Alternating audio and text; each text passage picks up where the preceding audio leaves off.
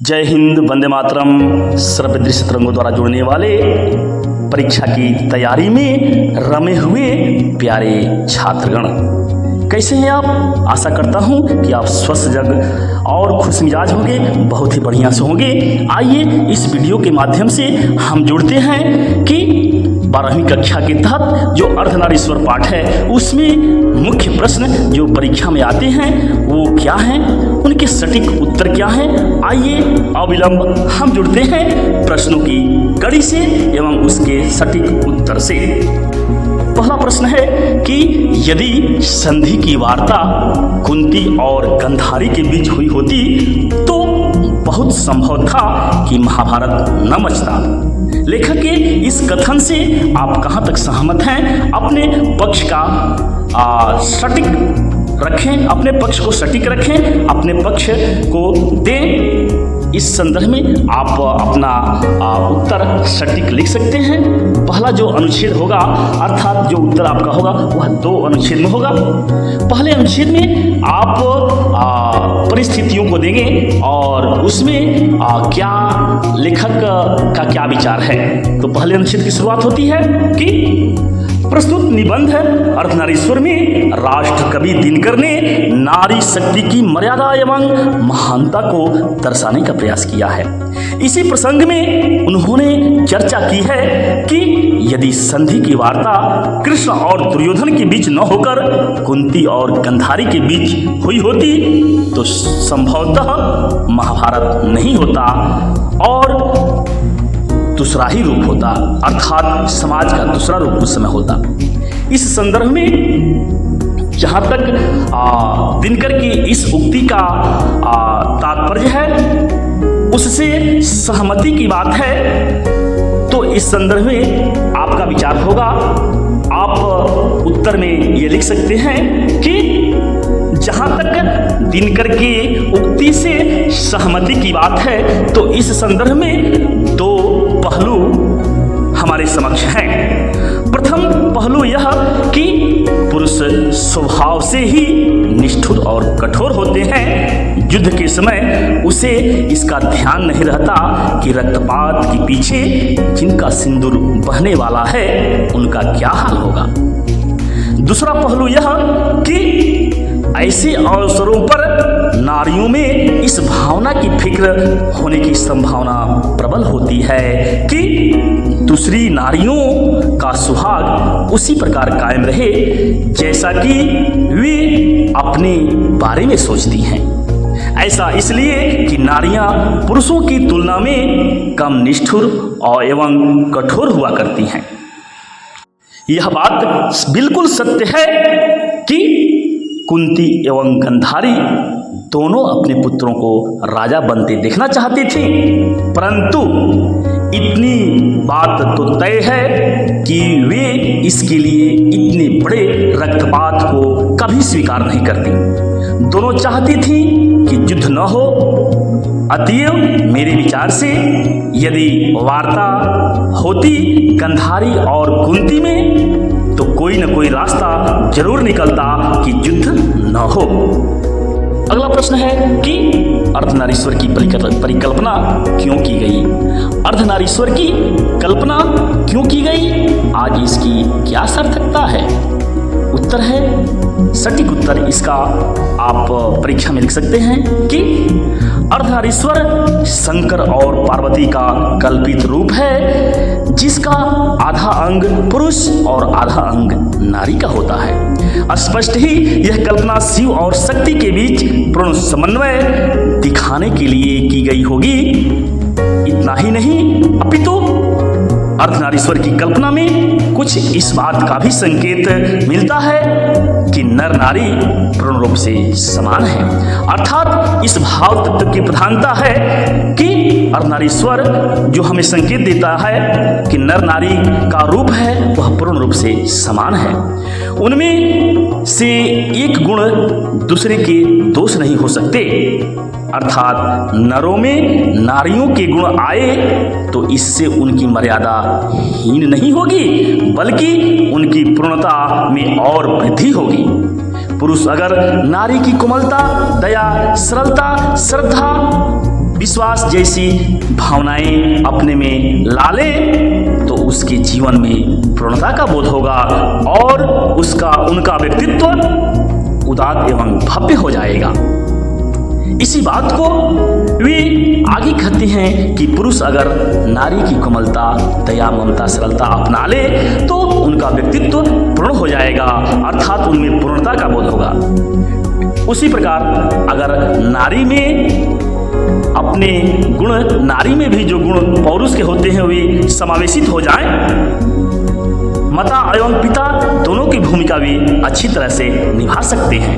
अर्थात ये अगर नारी के अंदर पौरुषत्व का भाव प्रविष्ट हो जाए, समावेशित हो जाए, तो पुरुष नारी जो है सो दोनों का रूप अदा कर सकती हैं, माता का भी और पिता का भी।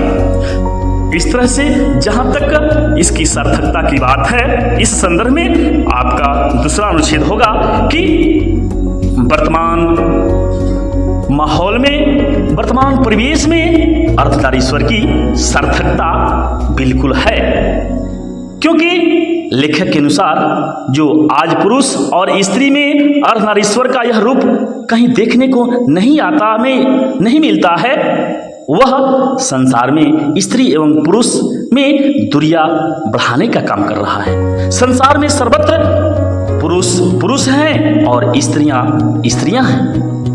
नारी समझती है कि पुरुष भी स्त्रियोचित गुणों को अपनाकर समाज में अस्त्रैण कहलाने से घबराता है और स्त्री और पुरुष के गुणों के बीच एक प्रकार का विभाजन हो गया है और यह विभाजन की रेखा को लांघने में दोनों डरते हैं, स्त्री और पुरुष। लेकिन आज की जो स्थिति है, आज की जो वर्तमान परिस्थिति है, यह नर और नारी में सामंजस्य बैठाने की स्थिति है। अर्थात समाज में नर और नारी का सामंजस्य बैठाने की आवश्यकता अधिक बढ़ गई है। आज के युग में दोनों की समान अनिवार्यता है। नर नारी एक दूसरे के पूरक हैं, एक के बिना दूसरे की कल्पना नहीं की जा सकती, अर्थात एक के बिना दूसरा अधूरा है। नर यदि काया है तो नारी उसकी छाया है, नारी यदि छाया है तो नर उसकी काया है। आज नर नारी समान रूप से मिलजुल कर परिवार, समाज एवं देश को आगे बढ़ा सकते हैं।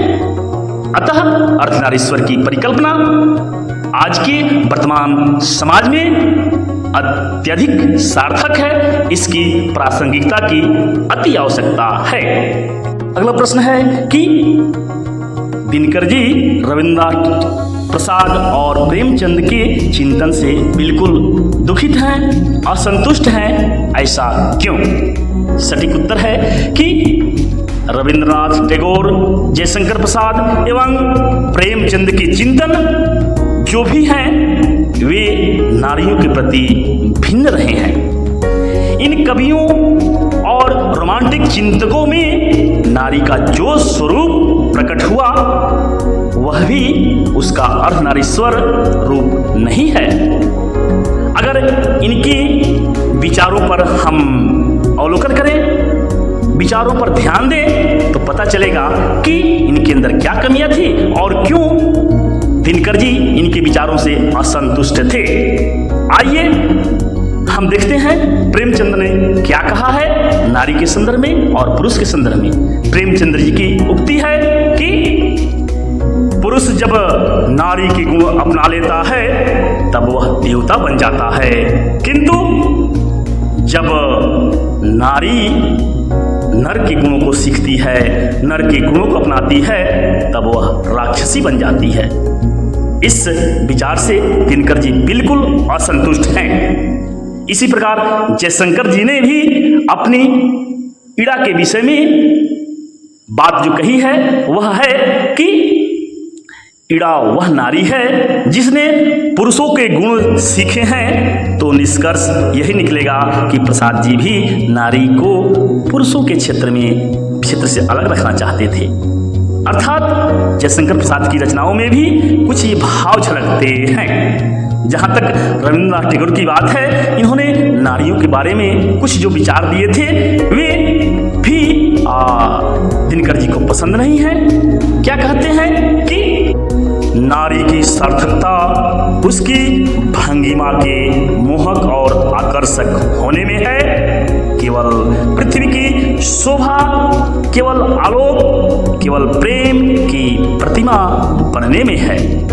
कर्म कीर्ति, वीर्यबल और शिक्षा दीक्षा लेकर वह क्या करेगी?